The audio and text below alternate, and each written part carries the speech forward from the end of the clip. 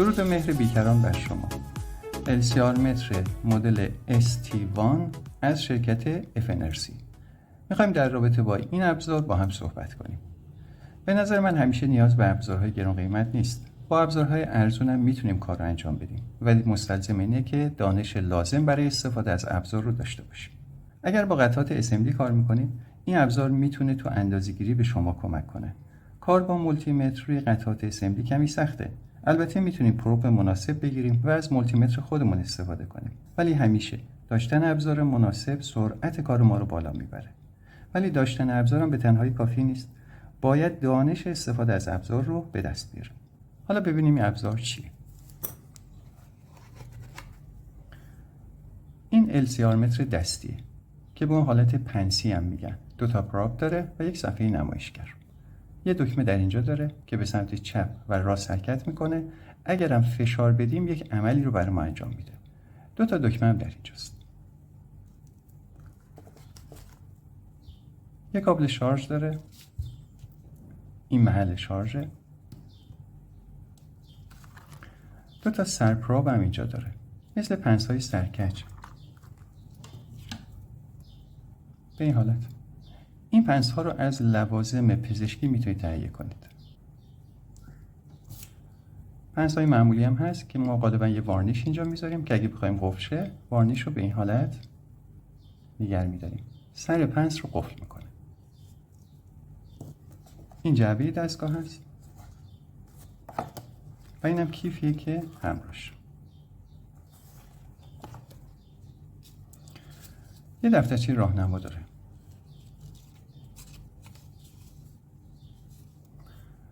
در اینجا سری مقادیر نوشته شده که اینا مهمه. در ادامه به اینم میرسیم.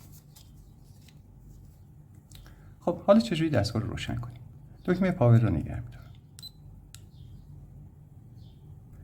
دستگاه روشن شد. در حالت آتو هستش، به صورت خودکار. در اینجا نوشته شده. چند تا گزینه در اینجا وجود داره. در اینجا نوشته 6 ولت، در اینجا هم نوشته 1 کیلو. در ادامه همه اینا رو بررسی می‌کنیم. ما با دستگاه رو به این حالت بگیریم. میتونیم قطعات رو اینجوری انتخاب کنیم. ولی میتونیم نوک این پراپا رو عوض کنیم. این پیچ رو باید باز کنیم. با نوک کج راحت‌تر میتونیم قطعات رو انتخاب کنیم. اگر من بخوام تنظیمات این دستگاه رو ببینم، دکمه‌ای که در بالا قرار گرفته، فشار میدم و نگه می‌دارم. در این حالت گزینه‌های مختلفی میاد. اولی نوشته لنگویج زبان، ولوم، بکلایت، آتو آف. حالا چطوری حرکت کنم؟ دکمه بالا رو میچرخونم.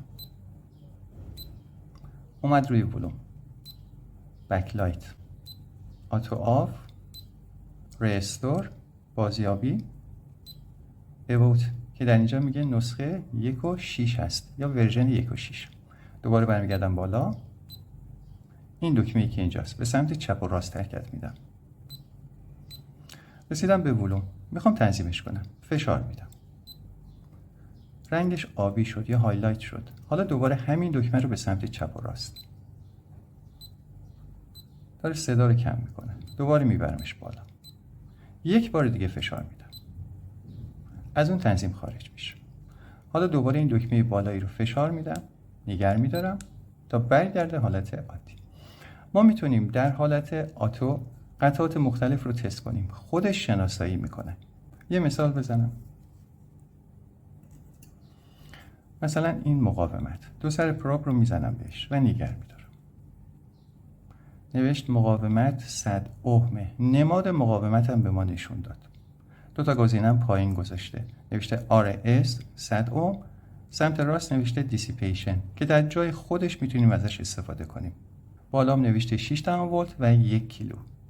همه این گزینه ها قابل تغییرن. ولی این دستگاه بر چه اساسی کار میکنه؟ کار این دستگاه با فرکانس است.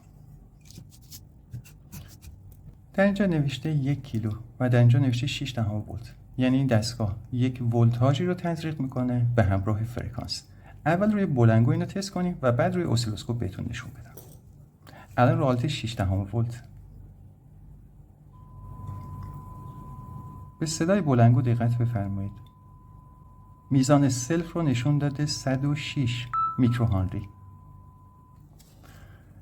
اگر من بخوام این گزینه‌هایی که در این بالا هست تغییر بدم، دکمه بالا که در اینجا هست یک بار فشار میدم. دقت بفرمایید که در حالت آتو هستم، یعنی از رو تنظیم دستی نرفتم. یک بار فشارش میدم، اومد روی 6 ولت. حالا دکمه رو به سمت چپ و راست حرکت میدم، شد 3 ولت. دوباره حرکت میدم، 6 اگر بشه خوب دید. حالا دوباره این دکمه رو فشار میدم، رفت رو کناری 1 کیلو. یک بار دیگه این حرکت میدم به سمت چپ یا راست، شد 10 کیلو. حالا دوباره بلندگو رو تست میکنم. به صدا دقت بفرمایید، صدا تیزتر شد، یعنی فرکانس بالاتره. میزان سلف رو 74 میکروهنری داره نشون میده که این درسته. ما باید سلف یا قطعاتی که ظرفیت کم دارن در فرکانس بالا چک کنیم. حالا اینو روی اسیلوسکوپ چک میکنیم. دستگاه رو به اسیلوسکوپ متصل میکنم. فرکانس روی 10 کیلوهرتز است. این دکمه بالا رو حرکت میدم، 100 هرتز. به اسیلوسکوپ دقت بفرمایید. 1 کیلوهرتز، 10 کیلوهرتز، 100، 1. الان رو حالت 6 ولتم. دکمه بالا رو یک بار فشار میدم. بعضی وقتا این دکمه بد عمل میکنه. یک بار دیگه فشار میدم. الان روی 6 ولتم. دکمه بالا رو به سمت چپ و راست. 3 ولت. شکل سینوسی در اسیلوسکوپ نشون میده. 6 ولت. بهتره که وقتی روی برد کار میکنیم از ولتاژ کمتر استفاده کنیم. احتمال اتصالی وجود داره. به هر حال داره یک ولتاژی رو تزریق میکنه. خب این ولتاژ و فرکانس کجا کاربرد داره؟ این دفترچه همراه دستگاه است. در اینجا برامون نوشته خازن میگه هر ظرفیتی که دارید، نوشته اگر در فرکانس 100 1 کیلوهرتز و 10 کیلوهرتز اینو چک کنید چه مقدار خطا باید ببینید. به عنوان مثال نوشته 1 نانو 1 میکرو، میگه در فرکانس 100 هرتز 2%، 1 کیلوهرتز 0.5%. برای بقیه قطعات هم همینه. در اینجا برای سلف نوشته، مقادیر رو نوشته و فرکانسی که باید چک بشه. ما میدونیم اگر مقدار سلف کمه باید با فرکانس بالا چک کنیم. در رابطه با مقاومت هم نوشته، مثلا نوشته 1 اوم تا 1 کیلو اگر با فرکانس 100 چک کنید 1%، با فرکانس 1 کیلوهرتز 0.5%. بس تمامی مشخصات اینجا هست. بس این دستگاه طبق یک تلرانسی کار میکنه، یعنی یک ضریب خطا داره. خب این در حالت آتو بود. حالا چطوری باید اینو در حالت دستی قرار بدیم؟ تو این حالت تنها کاری که باید انجام بدیم اینه که دکمه بالا رو به چپ و راست حرکت بدیم. الان حالت مقاومت هست. اینجا نوشته R. متاسفانه خوب دیده نمیشه. دو تا گزینه هم در زیر آورده، RS D دیسیپیشن یا تلفات. یک بار دیگه حرکت میدم. در اینجا نوشته C خازن، نمادش هم اینجا به ما نشون میده. یه بار دیگه L سلف، یک بار دیگه D دیود و دوباره برمیگرده حالت آتو.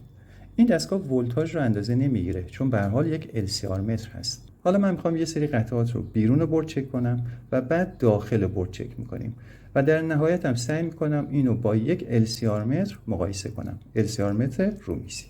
ابتدا به حالت آتو تست میکنیم و بعد به حالت دستی. الان در حالت آتو هستم. اول یک مقاومت.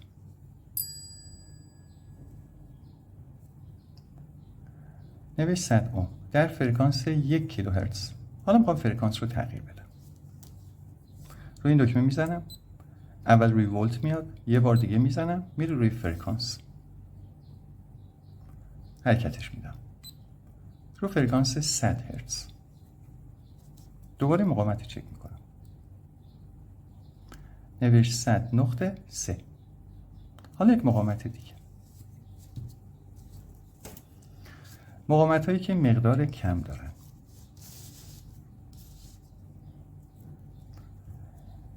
ده اوم.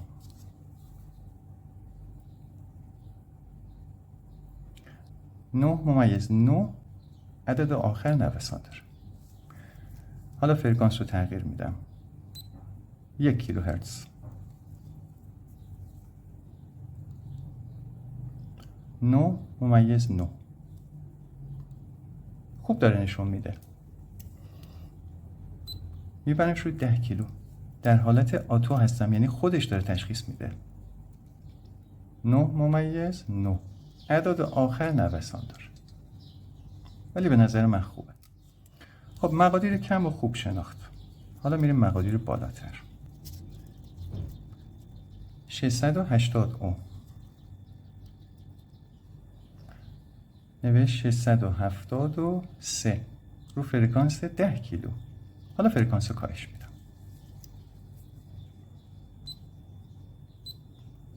فرکانس 100 هرتز.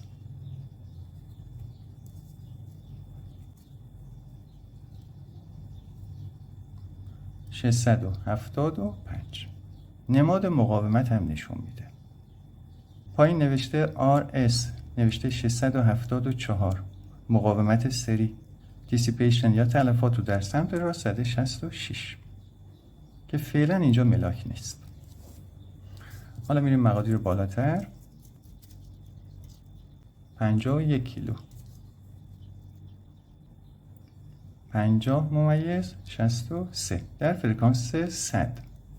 میخوام فرکانس رو بالا ببرم. فرکانس 10 کیلو اگر خوب دیده بشه.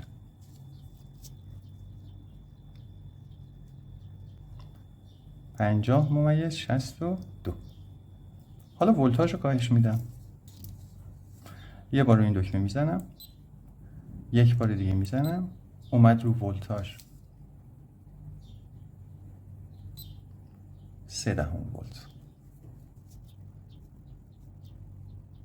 50 / 58. پس در اینجا زیاد ولتاژ ملاک نیست، بیشتر فرکانس. اگر مقادیر کمه فرکانس رو بالا ببرید.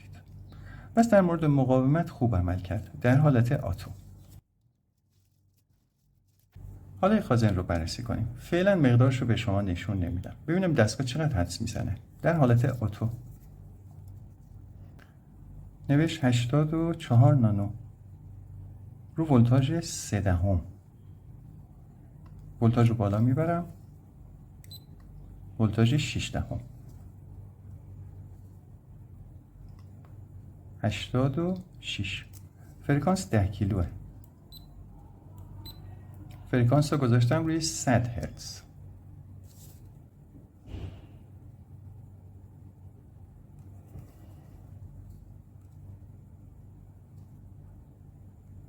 نود و سه.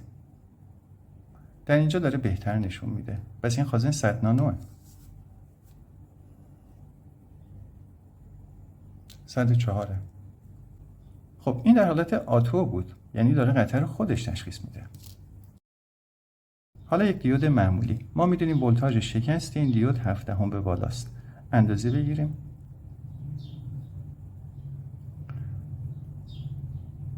در اینجا داره حالت مقاومت رو نشون میده، یعنی هنوز دیود رو نشناخته.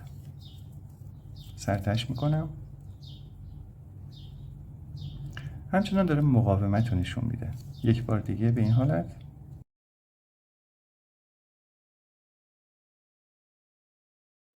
بازم مقاومت نشون میده. بس در حالت آتو هنوز نتونسته اینو بشناسه. یک سلف رو تست میکنیم. دوباره به دیود برمیگردیم. سلف رو شناخت. نمادش هم نشون داد. نوشته 52. RS یا مقاومت رو زده 32. دیسیپیشن رو زده 1 که البته متغیره. 999 این حدود. رو فرکانس 100 هرتز هست. فرکانس رو میخوام بالا ببرم. مقدارش هم نشون داده 51. 1 کیلو. الان مقدارش سلف 67، مقاومت 71 و دیسیپیشن رو حدوداً 1 دهم داره نشون میده. دوباره فرکانس رو بالا میبرم. 10 کیلو. میزان سلف 70 میکروهنری. مقاومت 71 میلی اوم، دیسیپیشن هم 1/100 اوم شد. پس این مقدار درسته. پس سلف ها رو با فرکانس بالا امتحان میکنیم. حالا دوباره بریم سراغ این خازن.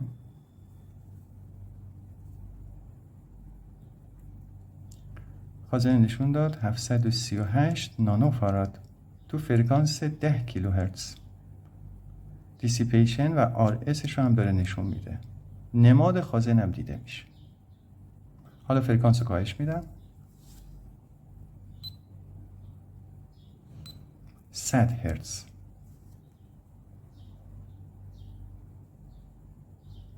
نشون داد 1 میکروفاراد. پس خازن هایی که ظرفیت بالا دارن یا الکترولیت هستن ما سعی میکنیم فرکانس رو کاهش بدیم. الان این خازن 1 میکرو هست. یک بار دیگه.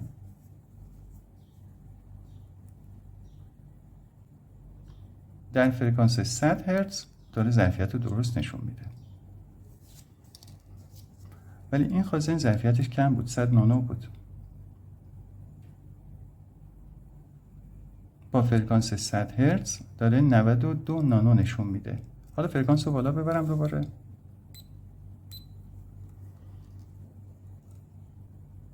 مقدار کمتر شد. یعنی بازم باید فرکانس رو کمتر کنیم برای این خازن. پس خازن هایی که ظرفیت پایین تر دارن ما فرکانس رو بالا میبریم. همه اینا رو تست حالت خودکار هستش. حالا یک LED رو تست کنم.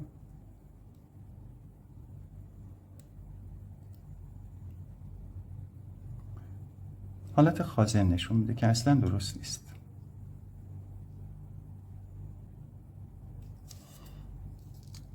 دوباره این دیود رو تست بگیرم.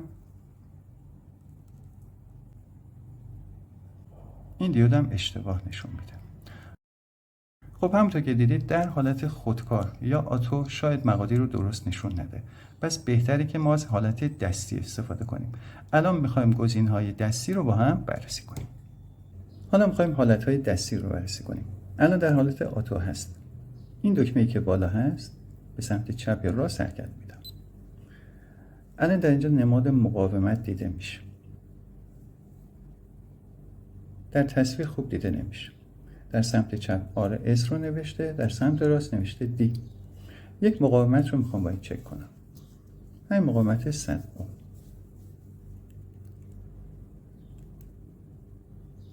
نوشت 103 در فرکانس 1 کیلوهرتز. یک مقاومت دیگه.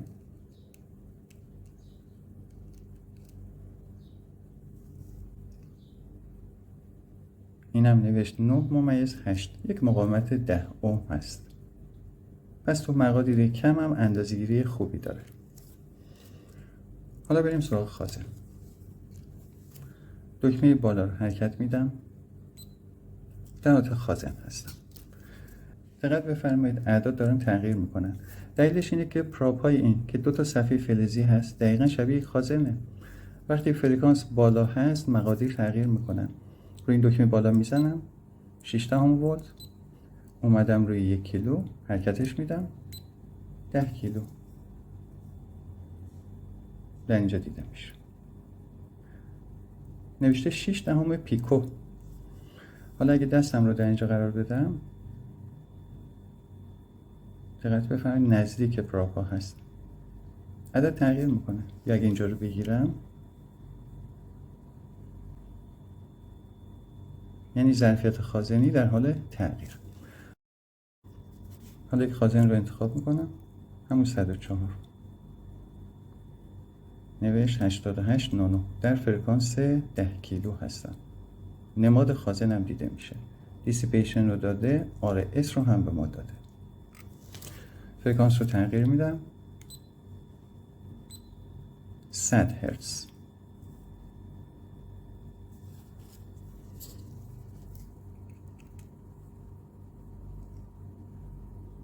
الان 96 نانو داره به ما نشون میده. خازن بعدی 1 میکرو رو داره نشون میده. یک خازن دیگه،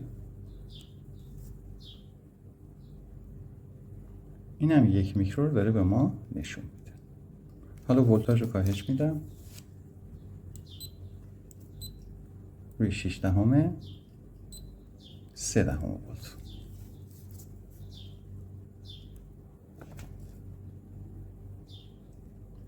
بازم 1 میکرو رو داره نشون میده. تست سلف و خازن مشکله. ما خطاهای زیادی رو در اینجا خواهیم دید. نه با این ابزار بلکه با هر ابزاری. پس خازن هم چک کردیم. حالا دوباره یه بار رو این دکمه میزنم. دوبار. حالا این دکمه رو حرکت میدم. الان رفتیم رو حالت سلف. نمادش هم دیده میشه. یک سلف رو چک کنم. RS رو داره 38 نشون میده. دیسیپیشن 1 و خورده. رو فرکانس 100 هستم. حالا میخوام فرکانس رو بالا ببرم. روی این دکمه میزنم. روی ولت. بعد روی فرکانس 10 کیلوهرتز. هنگام تست سلف ما نباید سلف رو با دست بگیریم. قطعات فلزی هم نباید اطرافش باشه. پس این تست چندان درست نیست. حالا بریم تست بعدی. یه بار دیگه روی این دکمه میزنم. الان حالت دیود هستم. نماد دیود هم در اینجا دیده میشه. یه دیود معمولی.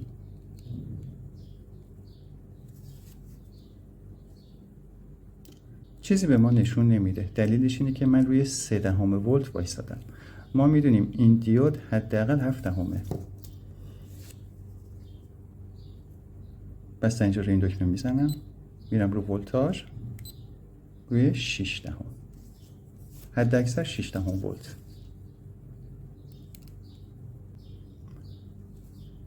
خب الان داره به ما نشون میده 68 صدم ولت.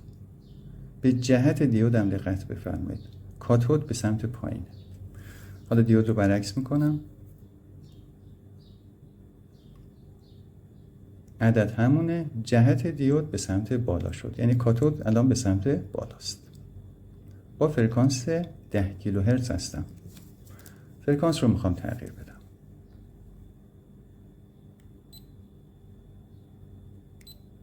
100 هرتز.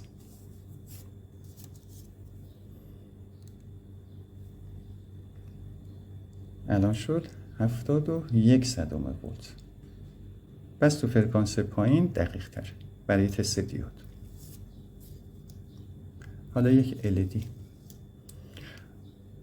ما میتونیم این LED ها برای روشن شدن بالای 1.5 ولت تا 2 ولت میخوان.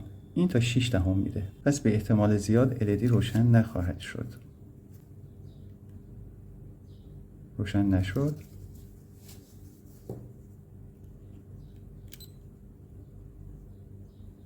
در اینجام روشن نشد. اگر در حالت دیود باشیم دو سر پراب رو به هم بزنیم چیزی شبیه تست بوق داریم. بس از این قابلیت هم میتونیم استفاده کنیم. یک دیود دیگه.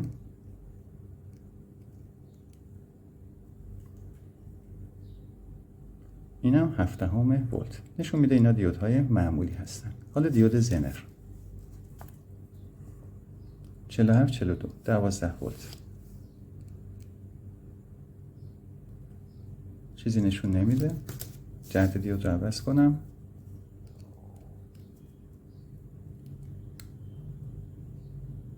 بازم چیزی نشون نمیده. حالا یک ترانزیستور. پای بیس در اینجاست. بیس به کلکتور 71. بیس به امیتر اونم 71. جهت دیود رو هم نشون میده. حالا ترانزیستور برعکس میکنم. یعنی میخوام جای پراپ ها رو تغییر بدم. بازم 71 71. بس فقط مقدار دیودی رو داره نشون میده. این رو فرکانس 100 بود.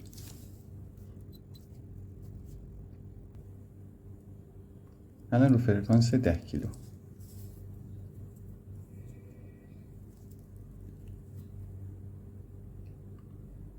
مقادیر رو کمتر نشون میده.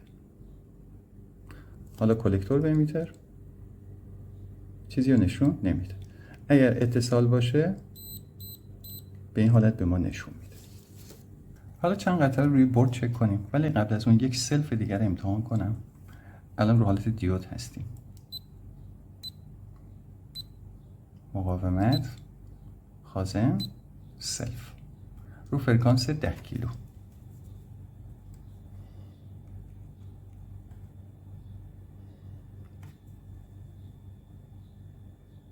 $62 میکروهنری، RS 148. حالا چند تا قطعه روی بورد. اول چند تا خازن.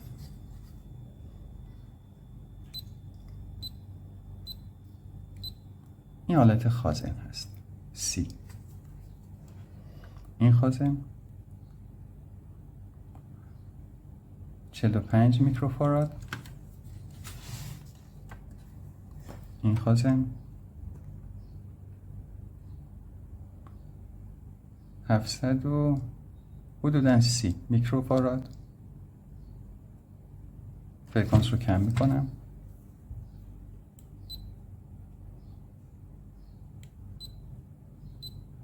یک کیلوهرتز.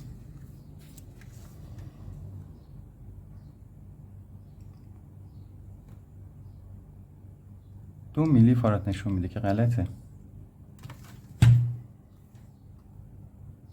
میبرم روی 100 هرتز.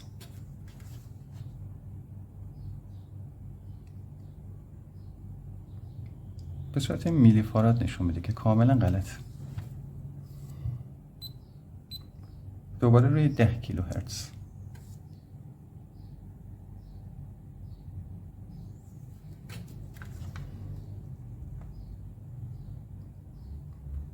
تو این حالت تقریبا درسته. خازن کناری احتمال داره این دوتا خازن با هم موازی باشن. حالا یک سلف رو تست بگیریم.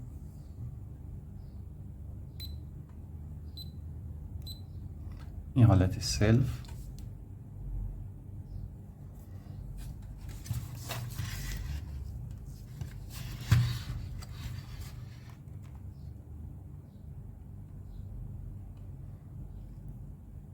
با این پراپای صاف کمی انتخاب مشکله.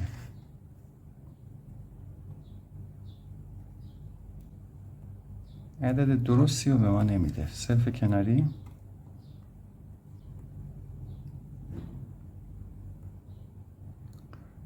اینجا هم عدد درستی به ما نشون نمیده. فرکانس رو بالا میبریم تا ببینیم میشه اندازه گرفت یا نه. الان رو فرکانس 100 بودم. میبرم روی 10 کیلوهرتز. دوباره انتخاب میکنم.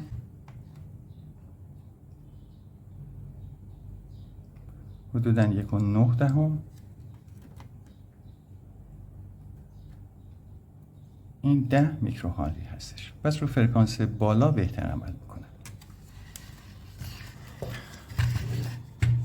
خب همونطور که دیدید بس میشه به کمک این ابزار قطعات رو روی بورد چک کرد. بهتره از نوک سرکج استفاده بشه. این حالت خیلی سخته. یعنی واقعا انتخاب با این نوک ها برای من سخت بود. حالا میخوام دقت این ابزار رو با یک LCR متر رومیزی مقایسه کنم. حالا میخوام این سلف رو به کمک این دوتا ابزار بررسی کنم. این دستگاه حالت سری و موازی داره. حالت سری برای مقادیر کمه و حالت موازی برای اوم‌های بالا، همون پارالل و سریز. ما میدونیم سلف بهتره در فرکانس‌های بالا چک بشه. خازن‌های الکترولیت که ظرفیت بالا دارن بهتره تو فرکانس پایین چک بشن. حالا خازن‌های سرامیکی که ظرفیت کمی دارن تو فرکانس بالا. من استفاده از این دستگاه رو قبلا در یک ویدیو به طور کامل براتون شرح دادم که لینکش رو در بخش توضیحات براتون میذارم.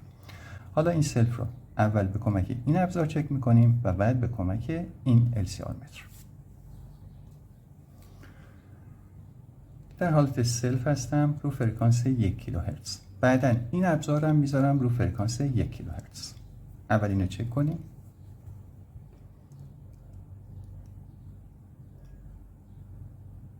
$67 میکروهنری داره به ما نشون میده. RSش 48 هستش. دیسیپیشن هم داره به ما میده 1/10 که عددهای بعدی داره نوسان میکنه. پس مقدار سلف رو داد 67 رو فرکانس 1 کیلوهرتز.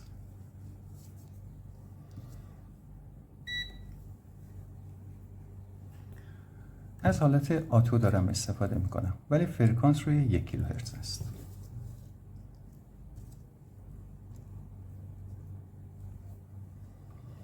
این به ما نشون داد 70. من در اینجا دیگه سلف رو لمس نکردم. بهتره سلف رو تو دست نگیریم.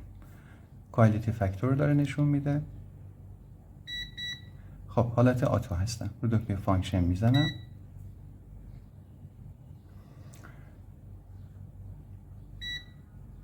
ESR رو داره نشون میده 300 او. کوایلیتی فاکتور رو 85 داره میده که هرچی به 90 نزدیک باشه بهتره.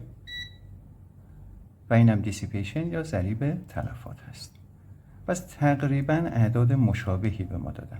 البته ما انتظار نداریم که یک ابزار ارزان قیمتی شبیه این اطلاعاتی شبیه این دستگاه به ما بده.